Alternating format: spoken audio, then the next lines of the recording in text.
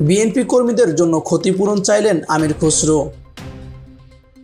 আওয়ামী লীগের শাসনামলে বিএনপির যেসব নেতাকর্মীকে মামলা দিয়ে হয়রানি করা হয়েছে তাদের ক্ষতিপূরণ কে দেবে, সেই প্রশ্ন রেখেছেন দলটির স্থায়ী কমিটির সদস্য আমির খসরু মাহমুদ চৌধুরী। রোববার নিরাপদ সড়ক আন্দোলনের ষড়যন্ত্রের অভিযোগে বিশেষ ক্ষমতা আইনের মামলায় খালাস পাওয়ার পর তাৎক্ষণিকভাবে প্রতিক্রিয়ায় সাংবাদিকদের একথা বলেন তিনি। ঢাকার বিশেষ ট্রাইব্যুনাল 14 এর বিচারক মোহাম্মদ জান্নাতুল ফেরদৌস ইবনে হক রাজধানীর শাহবাগ থানার এই মামলায় আমির খসরু সহ 5 জনকে খালাস দেন। আমির খসরু সাংবাদিকদের বলেন, আমার বিরুদ্ধে 42টা মামলা রয়েছে। বিগত বছরগুলোয় সপ্তাহে 2 এখান থেকে বেরিয়ে আসার জন্য কত দিন লাগবে জানি না। আজ একটা রায় হয়েছে, আরও অনেক মামলা রয়েছে।